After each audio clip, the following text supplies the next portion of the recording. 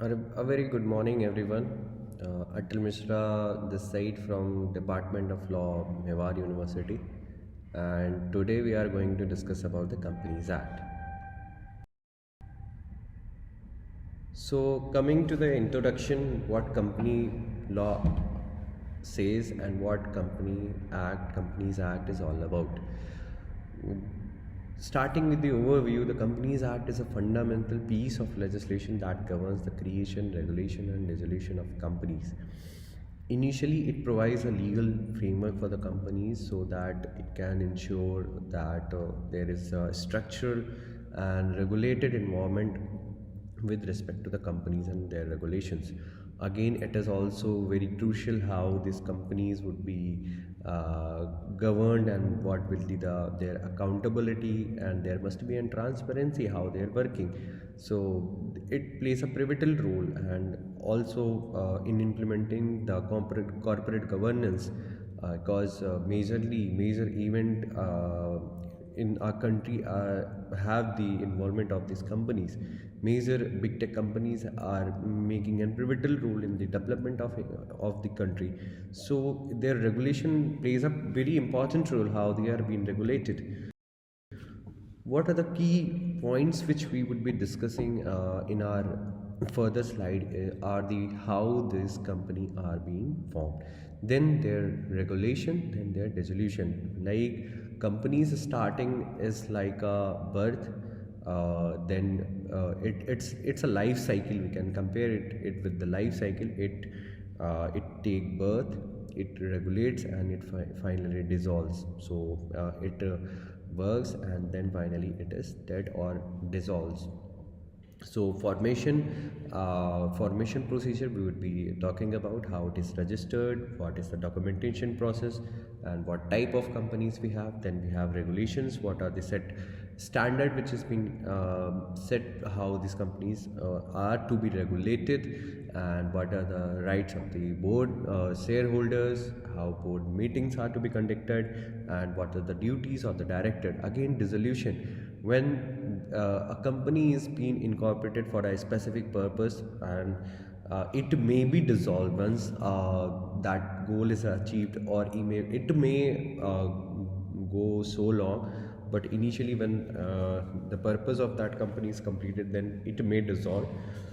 Of course, it is willed upon the discretion of the governing body, the incorporating bodies. So this we will discuss in a further slides. And its importance is, as we have already know, like it ensure the business operate with the transparency and integrity, protecting the shareholders, creditors, and stakeholders. Reason being, the company, any company which is involved in a business, have so many financial transactions, have so many corporate transactions.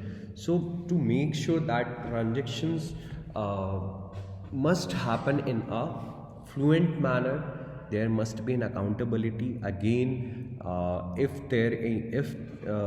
any framework is being enacted, the purpose is to fulfill if there is any legal vacuum, if there is any loop in the legal system. Again, is also sets and legal structure that defines responsibilities of companies, their directors and their offices. How, like as we all know, we have a constitution to regulate how the government agencies, how the executive and each and every authority have to work. Everyone's power have been mentioned there, what they have to work, what duties there, how they would be removed. Everything has been mentioned in the constitution. So simply companies had also sets and grid norm for regulating these companies throughout the country. Then we have key legislation for enforcing compliance, mitigating risk, promoting the ethical corporate behavior. Moving further, like company is what is the nature of the companies, that is separate legal entity. A company is a separate legal entity from its owner, meaning it has its own legal rights and obligation. We often read about lifting up the corporate veil. When accountability of a company is like set, then initially the companies have their own rights and obligations, but if we find any ambiguity in this regard, then we'll lift up the veil and finally find out who are the original people who are backing, who have the managerial control over the company. Then this distinction allow company to be treated as an independent entity separate from the individual who run it. Again, separate entity, it is treated as a separate entity. Again, we have limited liability. Shareholders liability is limited to the amount they have invested in the company. In case of financial loss, legal claim, shareholders are not personally liable for the company's debt beyond their shares, and this encourages the investment of reducing the personal risk.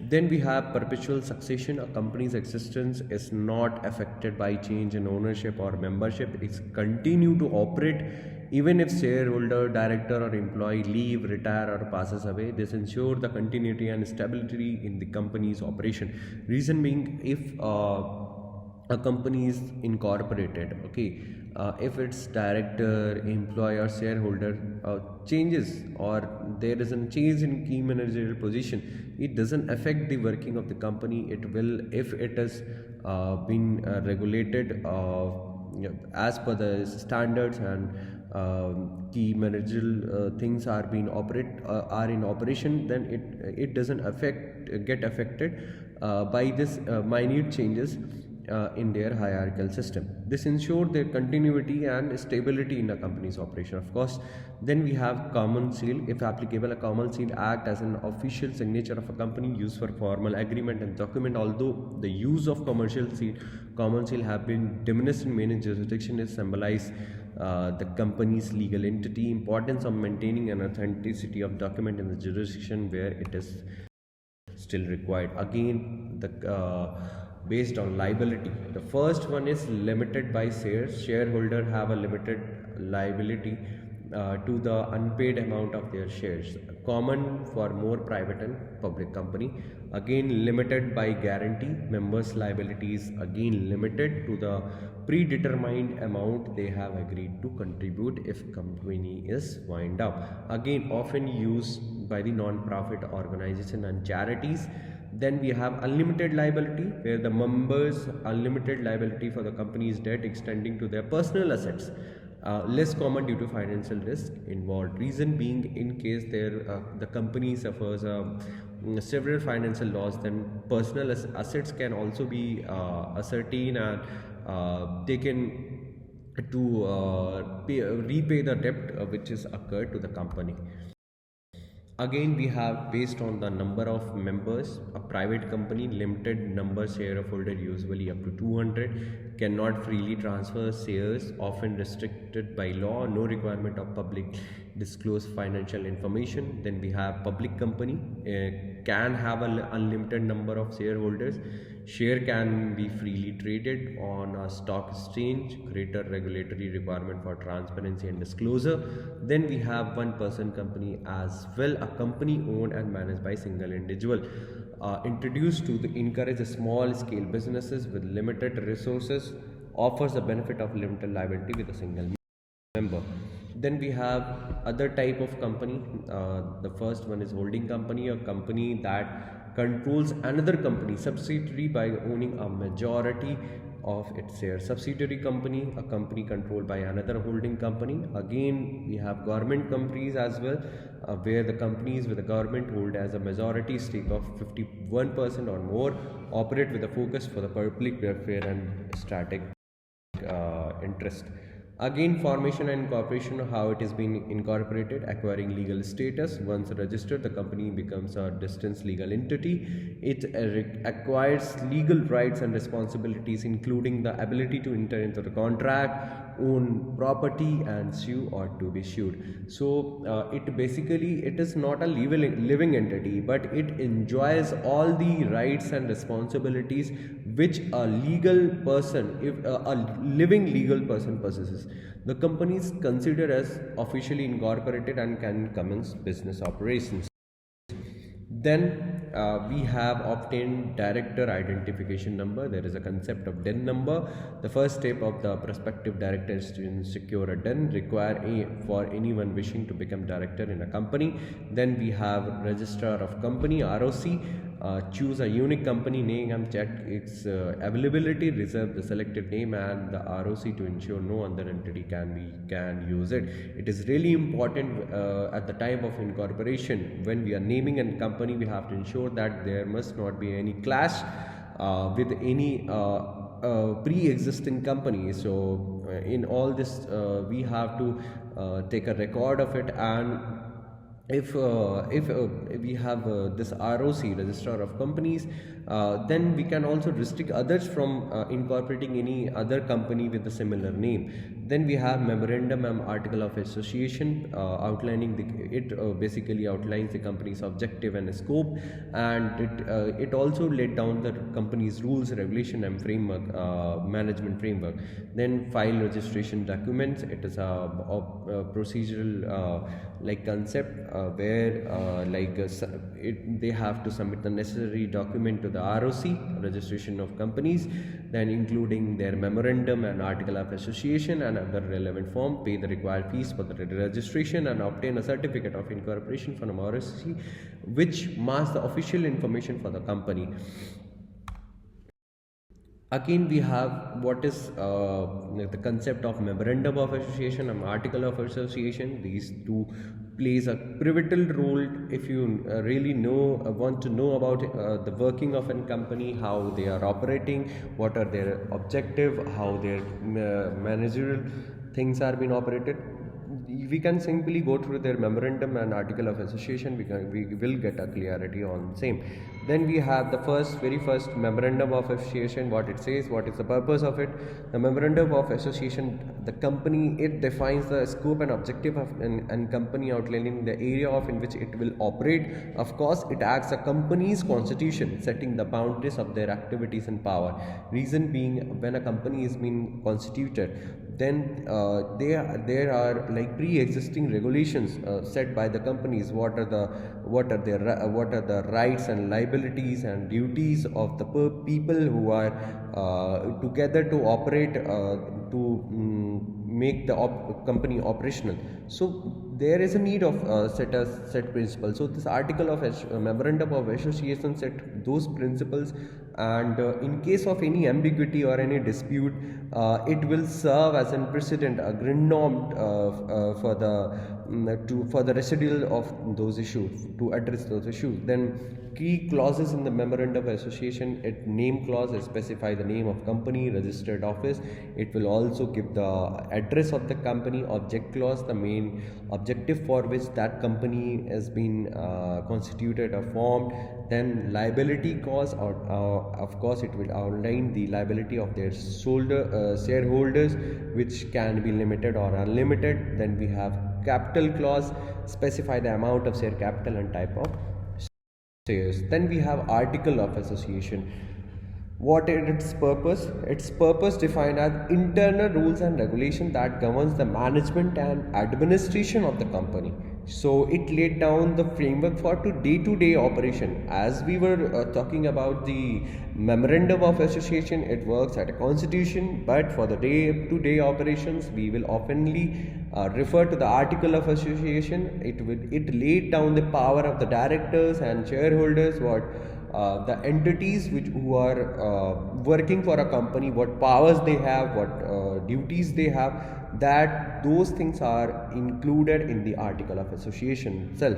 Then the key provision coming to the directors' power and duties specify how directors are appointed, their power and responsibility, because directors have a pivotal role in a company.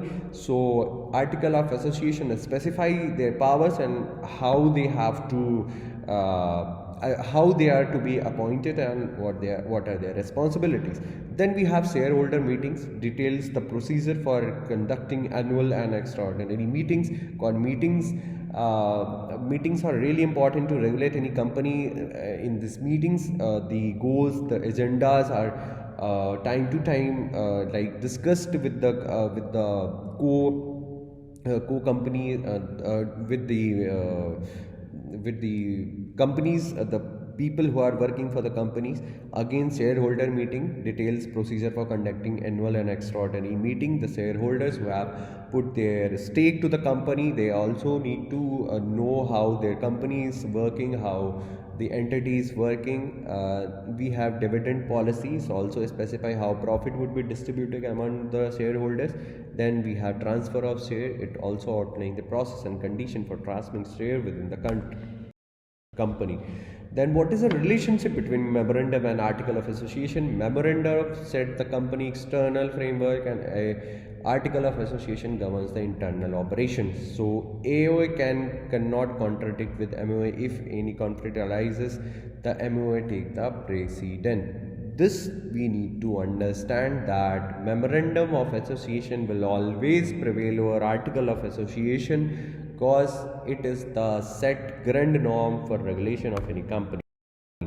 Then prospectus and share capital. What is prospectus?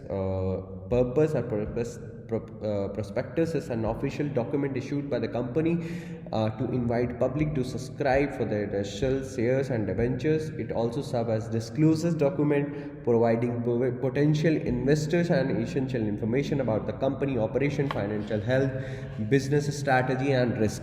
Then we have type of prospectus.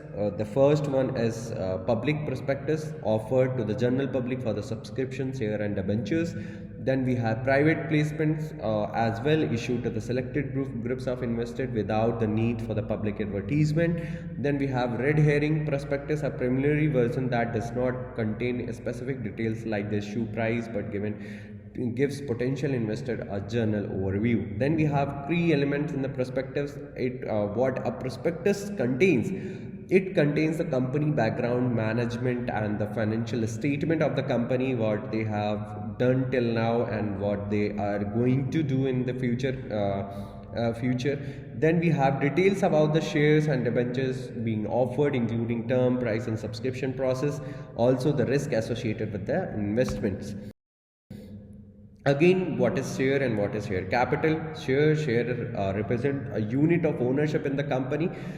Each share gives the holder a specified rights, such as right to vote, right to receive dividend and participate in company growth. Then share can be the two major type: equity share, ordinary share and preference share. Then we have share capital. What it refers to? It refers to the total value of share issued by the company. It is the funding raised by issuing share to the investors. It can be categorized into authorized capital, that is maximum capital a company is allowed to raise as per the memorandum of association. Then issued capital, the portion of authorized capital that has been actually offered to the shareholder. Then we have subscribed capital, that means the portion of issued capital that has been subscribed by the shareholder. And then we have paid up capital, the amount that shareholder have actually paid. Then a company meeting, as we all know, there is an important role of meetings in a company. The company meeting are essential decision making and governance, how future things are to be taken into consideration, what are their agenda, all these things are being discussed in a company meeting. So and of course resolution passes during the meetings from the basis of key decision affecting the company's direction, policies and operation. Because for the fluent operation of a company, there must be need of changing rules and regulation according to the market demands and how the market is reacting to it, how they are going to address those issues. There are some on-spot issues, the societal issues which may company arise before the company. So issues to tackle those issues, these meetings play a very prevalent role to address those issues. Meeting provides the shareholder directors a platform to discuss critical issues and influence company action. Then we have two types of company meetings.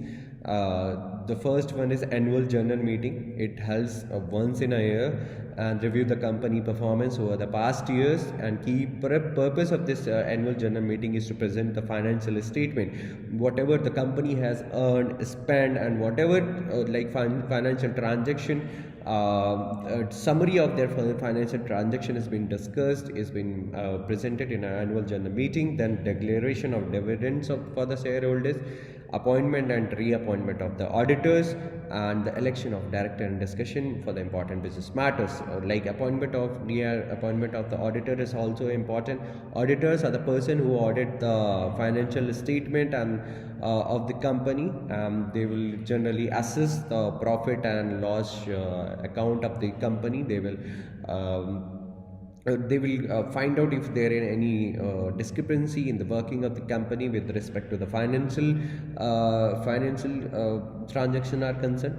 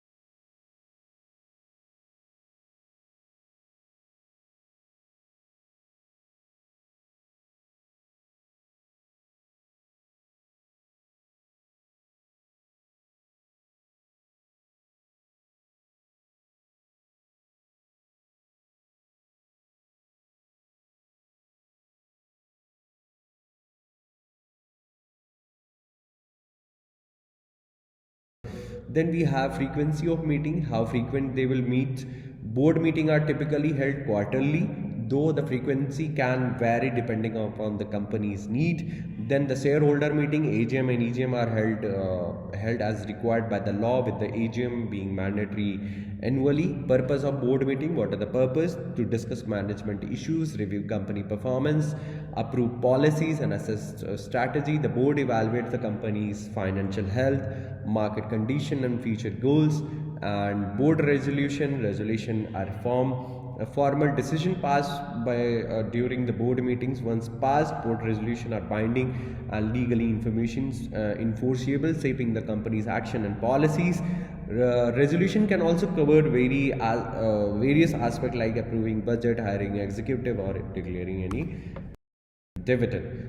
Then the last one is winding up. Like, we were first have discussed how the company is incorporated, then we were discussing how it will operate, and the last thing which we are going to discuss, that is winding up. How, if the purpose of the company is completed, or maybe on the willingness of the constitutor, if they need to wind up that company, or in the cases where the company have suffered the loss and they are not in the position to operate in those situations, how that company would be wind up. The first wind up means legal process for dissolving a company, liquidating its assets to settle the debts. As we all know, when a company is set up, so many assets are being taken to constitute that particular company. The moment it is in the verge of dissolution, if there is loss and there is a shortage of funds, then all the assets which are acquired during the constitution of a company, those assets are liquidated, and all the debt which are company suffering are repaid. Then we have, it is the final step in the company life cycle, occurring when company is no longer able to continue its operation, whether due to insolvency, closure, or any other reason can be anything. And the final step where the company is not willing to operate, it will not operate further. Then we have types of winding up. The first one is voluntarily wind up by the member shareholder voluntarily decide to wind up the company. This usually occur when a business has run its course and no more purpose. Basically, we were talking about the purpose. If a company is constituted for a purpose, if purpose is fulfilled, then the company would be winded up by the creditor. If company is insolvent, creditor can initiate a voluntarily wind it up through a creditors meeting. The company's debt exceed its assets and the creditor are looking to recover their dues. Then there is a compulsory winding up ordered by a court when a company is deemed able to pay its debts and has violated the legal requirement. The petition can be filed by the creditors, shareholders, and or the government, leading to the court order for the company liquidation. There may be the situation when a company is involved in any illegal activity or there is a violation of any legal requirements, then court can also direct a company to wind up their business. Then we have liquidator role. What is the role of liquidator? A liquidator is appointed to oversee the winding up process. There is a key managerial position. There is a person who is appointed when company initiates their winding up procedure. In this, he manages the assets distribution. That person is an independent body, so that the company's assets can be diluted and can be distributed without any bias and in an equal manner. The liquidator sells the company asset and distribute the proceeds. Then settling the debt, liquidator pay off the creditor, the legal orders or the priority, secure creditor, unsecured creditor, employee shareholders. Then finalization, when debts are settled and assets are distributed, the company is officially winded up. So this is what